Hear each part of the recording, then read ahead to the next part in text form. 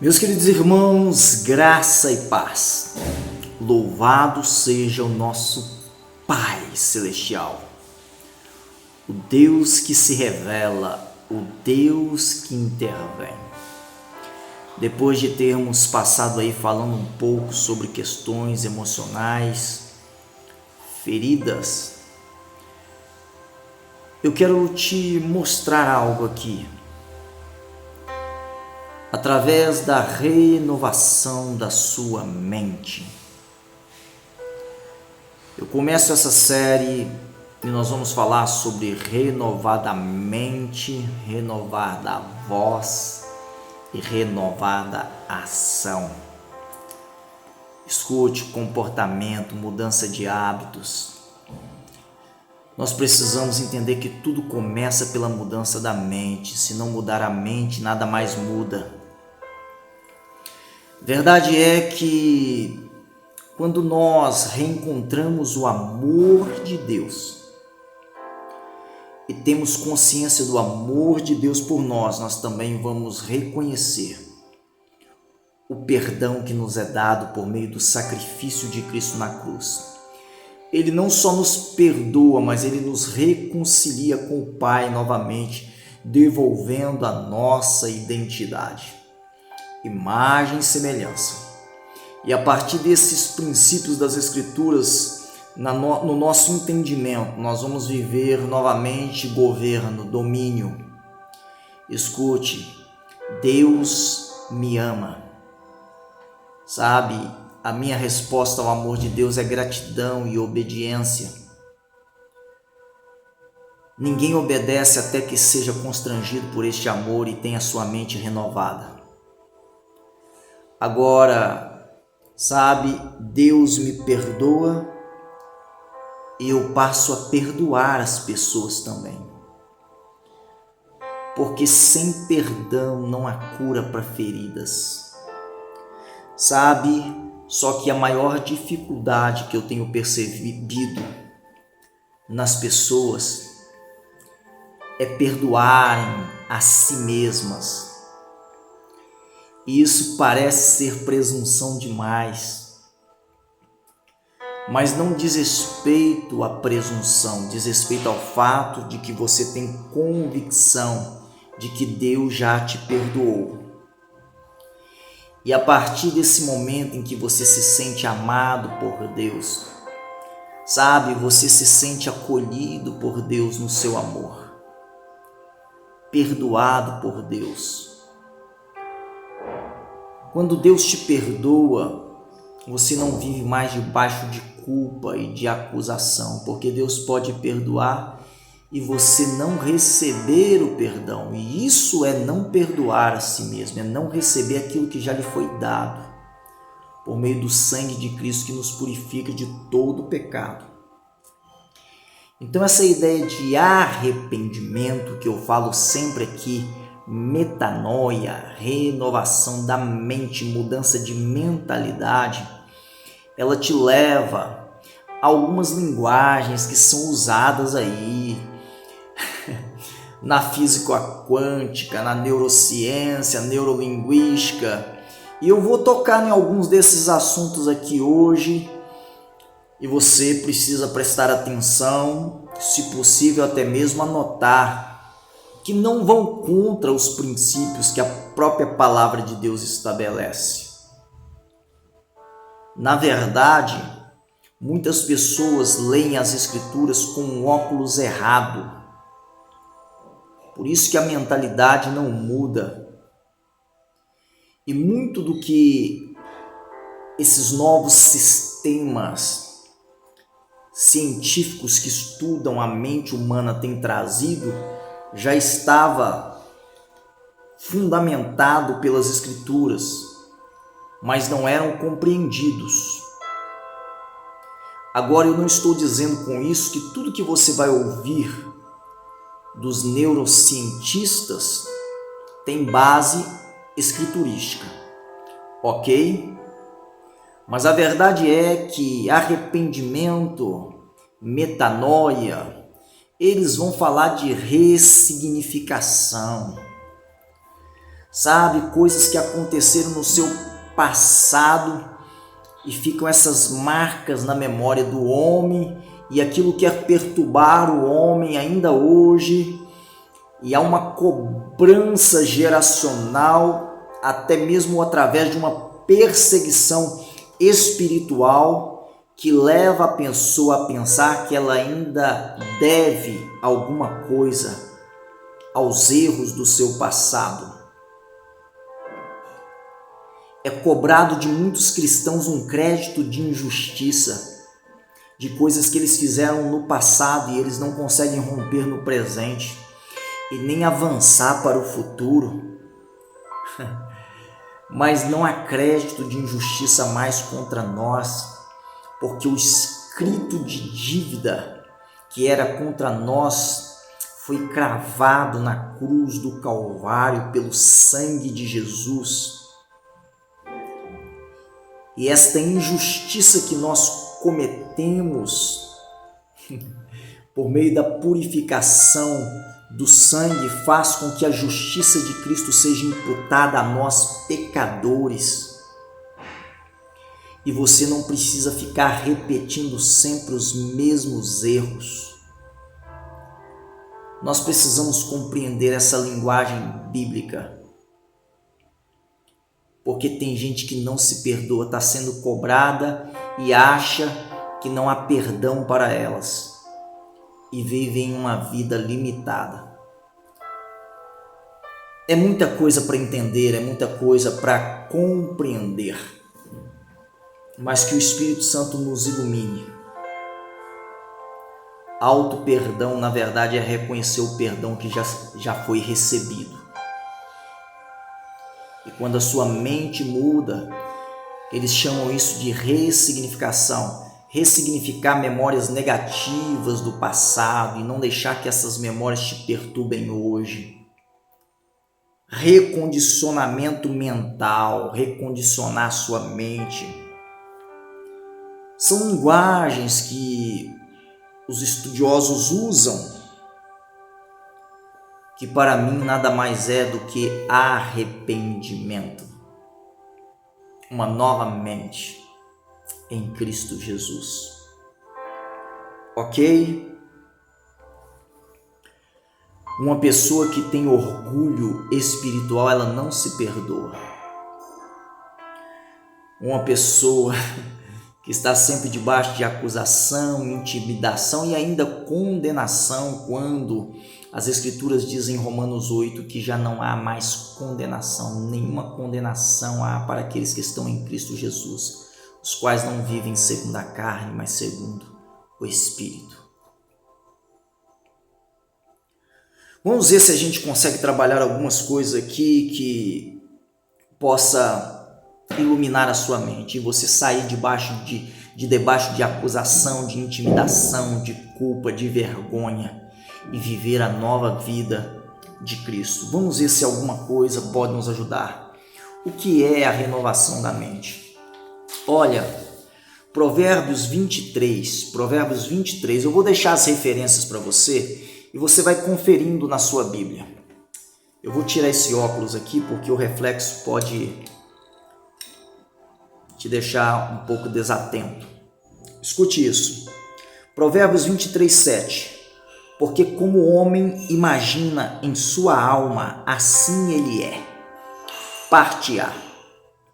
Agora o restante diz assim: ele diz, come e bebe, mas o seu coração não está contigo. Então uma pessoa pode falar alguma coisa com você da boca para fora, não é o que ela traz dentro do seu coração.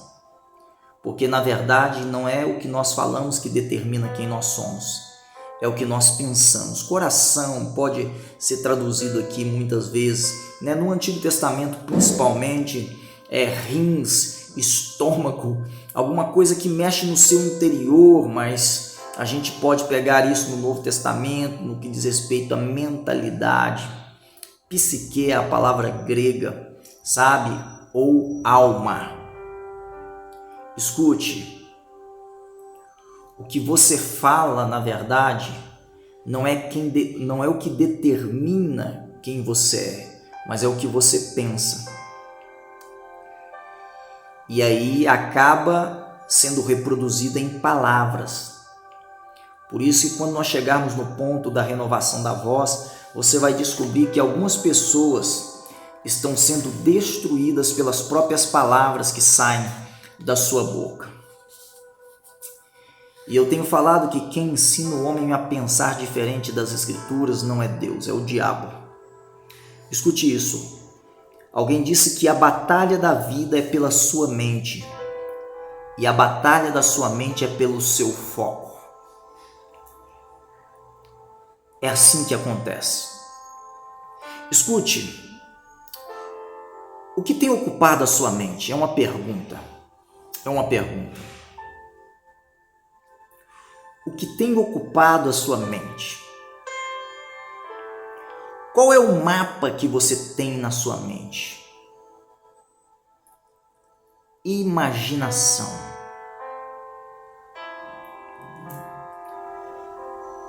Eu descobri que a nossa mente exige meta. Você tem que ter sonhos, você tem que ter projetos, você tem que ter um pensamento promissor, um pensamento próspero.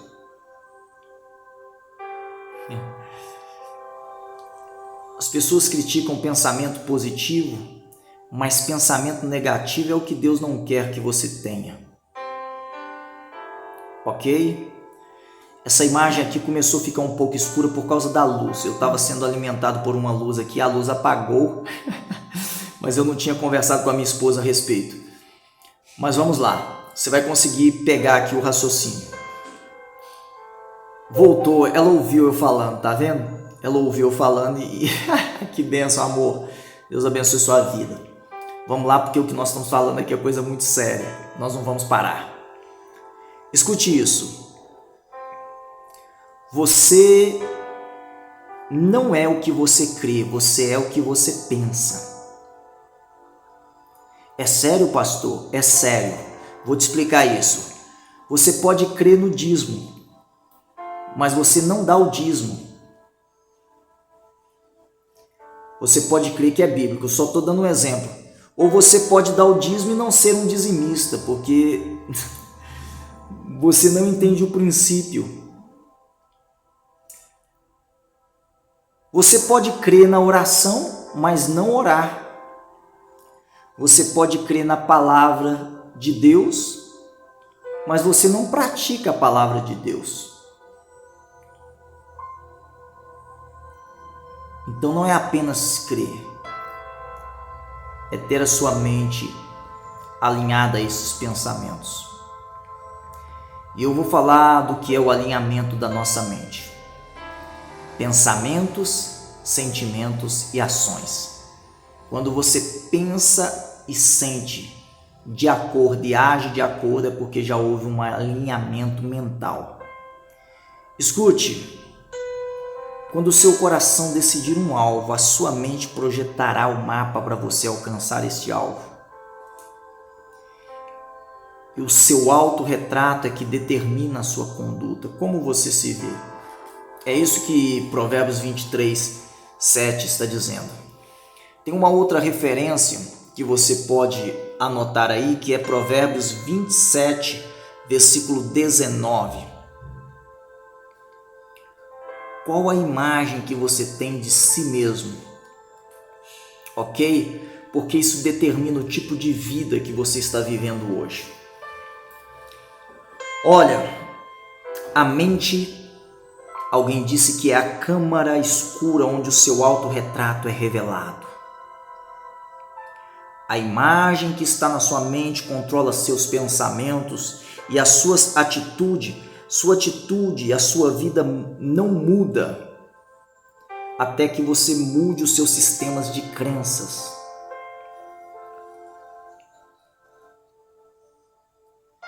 Eu já disse em outras ocasiões que o cérebro humano ele é programado pelas suas experiências. E se você não muda as suas experiências na sua mente, a palavra de Deus, ainda que lida, exposta diante de você, não faz nenhum sentido para você.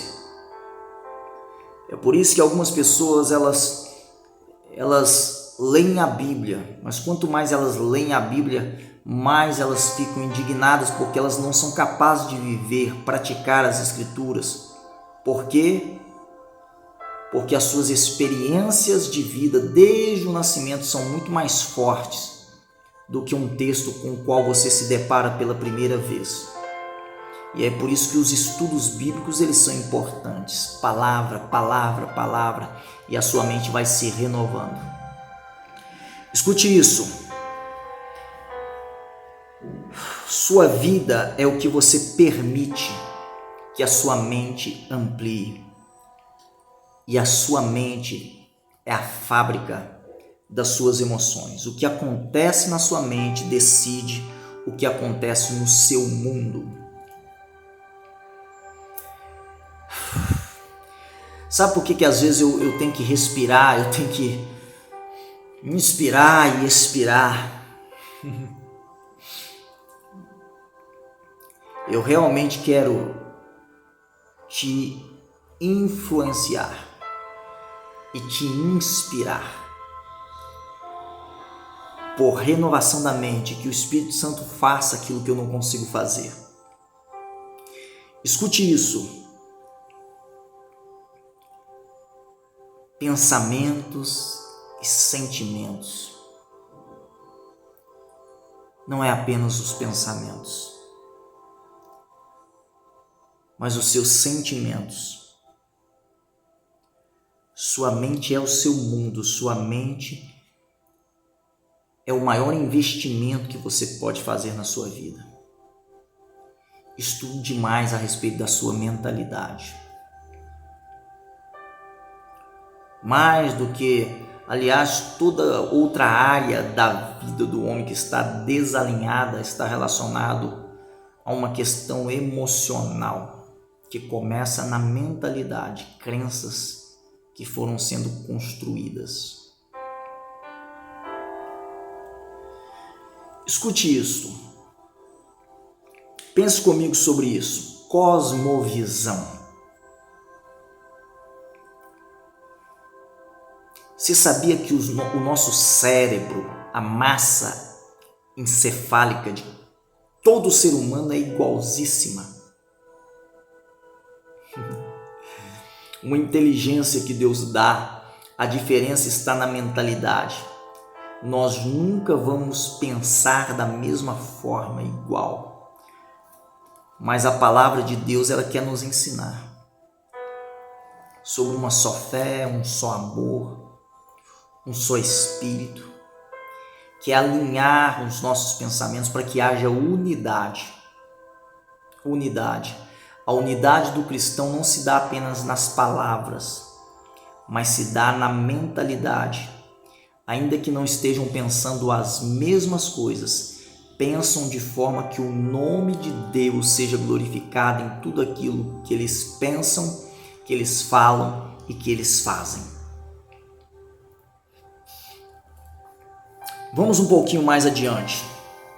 Cosmovisão é a maneira como você vê o mundo, e você vê que cada pessoa tem uma visão de mundo diferente, porque são baseadas nas suas próprias experiências, que receberam da família, dos pais. Então todo mundo tem uma visão de mundo. O que mais me preocupa não é a visão do mundo, é a visão de Deus, de quem Deus é. E essa visão de quem Deus é só nos pode ser dada por meio das Escrituras. Mas cada um cria o seu próprio Deus quando não aceita a revelação das Escrituras de quem Deus é. Então tem uma visão de mundo, a visão de Deus, e tem uma visão de si mesmas deturpadas, porque não entendem a obra de Cristo na cruz, o sacrifício, não entendem reconciliação, não entendem paternidade, não entendem uma série de coisas que são essenciais para a unidade do corpo de Cristo, que é a igreja. E estão sempre em conflitos mentais. E eu não vou entrar nesses detalhes agora, porque se você tiver uma fraqueza, uma abertura mental, você pode ser influenciado por uma mentalidade negativa com quem você caminha. Isso pode afetar a sua maneira de pensar também. É por isso que algumas pessoas vão convivendo com outras pessoas, e à medida que a convivência vai aprofundando, elas se tornam parecidas umas com as outras. Isso acontece também no casamento, marido e esposa. Só para você ver que pensamento pode ter conexão ainda que não hajam palavras. E se houver palavras, nem se fala. O que você vê e o que você ouve influencia a sua mente. Por isso que eu tenho chamados a darem atenção à palavra de Deus. Como eu vejo a mim mesmo, como eu vejo as pessoas. Como Deus me vê a partir do seu Filho Jesus. Todos nós deveríamos ver as pessoas a partir de Jesus. E nós julgaríamos menos. E nós seríamos mais compassivos e misericordiosos. Como Jesus vê. Ele veio para salvar.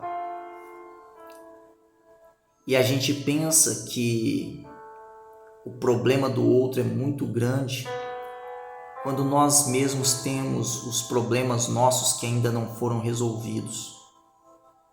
E isto é ruim. Sua mente é um jardim que requer constante atenção, cuidado. Crescem coisas na sua mente. Uma mente cansada raramente toma boas decisões. É por isso que eu tenho aprendido que esforço mental é diferente de pensamentos. Na verdade, nós temos que esforçar a nossa mente para estudar. Deixa eu mudar a palavra esforço mental, atividade mental. Tem um monte de gente que tem um monte de coisa na mente, mas não está construindo nada a partir desses pensamentos. Não está influenciando em nada, não está impactando em nada. Na verdade, algumas pessoas estão paradas. Elas têm dificuldade de transbordar, elas só querem receber. É porque ainda existem muitas coisas na mente para ser renovada. Romanos 12 vai nos mostrar claramente que a mente é o único instrumento de Deus para a transformação da nossa vida. O apóstolo Paulo diz assim: rogo-vos, pois, irmãos, pelas misericórdias de Deus, que apresenteis os vossos corpos como sacrifício vivo, santo e agradável a Deus, que é o vosso culto racional. E não vos conformeis com este século, mas transformai-vos pela renovação da vossa mente, para que experimenteis qual seja a boa, agradável e perfeita vontade de Deus.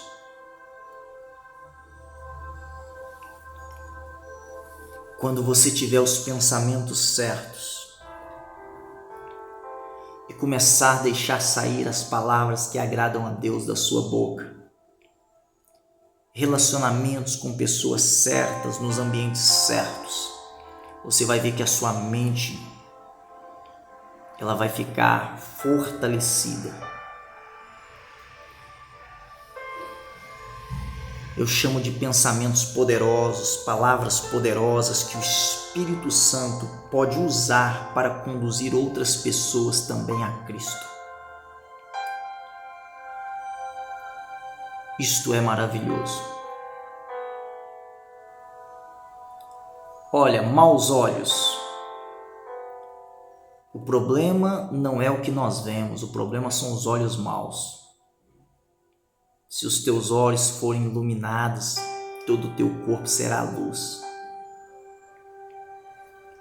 Palavras erradas, pensamentos errados, sentimentos errados, comportamentos errados, condutas e atitudes, maus hábitos, maus olhos, maus ouvidos, não sabem ouvir. Tudo isso cria limitação nas pessoas. Alguém disse que nós devemos pensar como um homem de ação e agir como um homem de pensamentos. porque ações divorciadas de pensamentos produzem desastres, e pensamentos que não produzem ação são pensamentos improdutivos.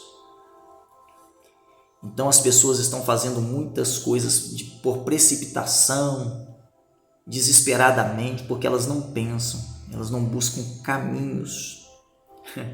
Como se diz na linguagem, né, da neurogênese, conexões neurais, pessoas tomando decisões, pessoas fazendo escolhas e tendo atitudes sem pensar.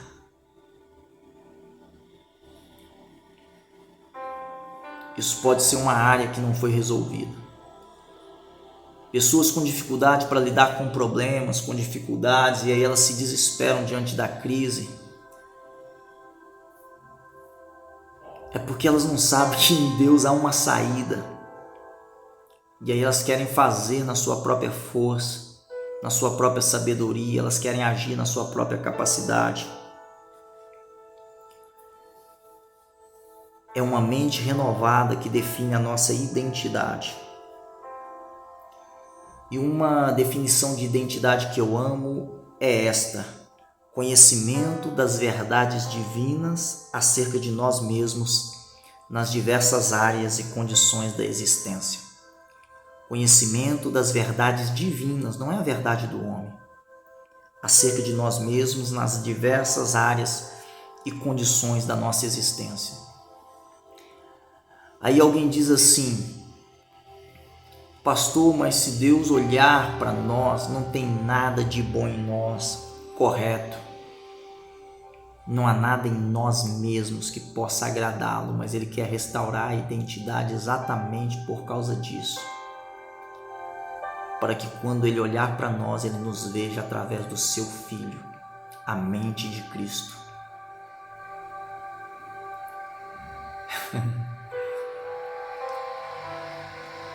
São coisas que nós precisamos compreender.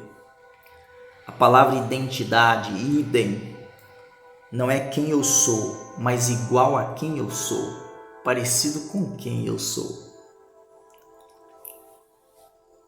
Quando você se torna parecido com seu pai, a sua vida entra num novo patamar. Aliás, quando eu trabalho com pessoas,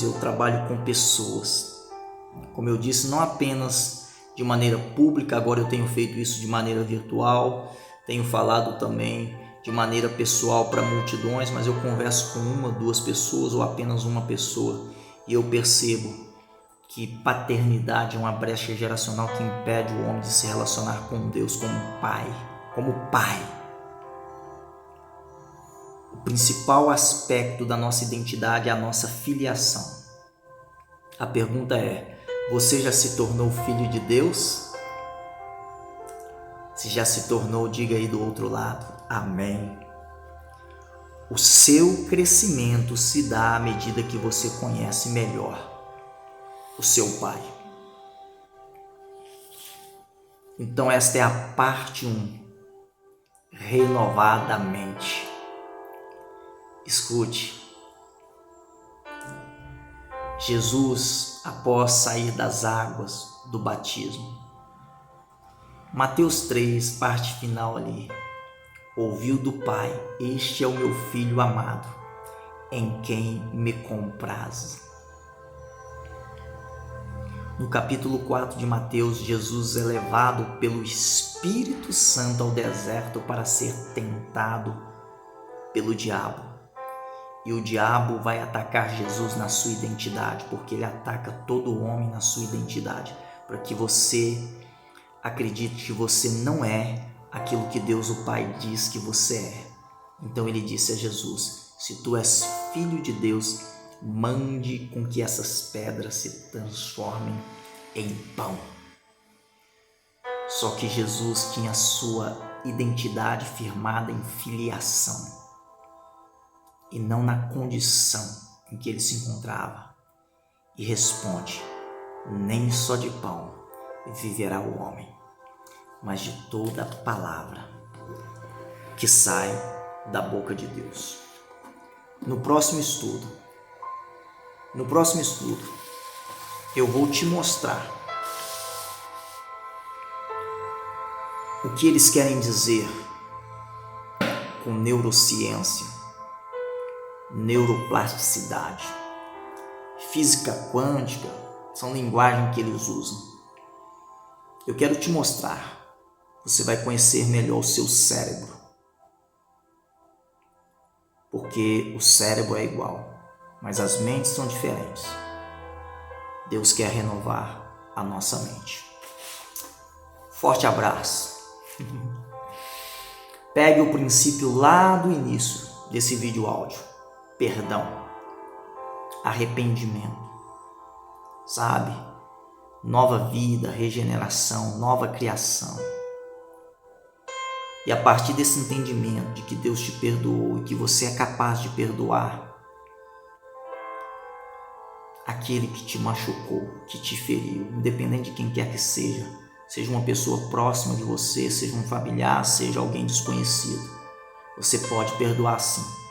Você vai viver esse propósito aqui a partir da renovação da mente, renovação da voz e renovadação. Forte abraço, amo vocês e em Cristo avançar.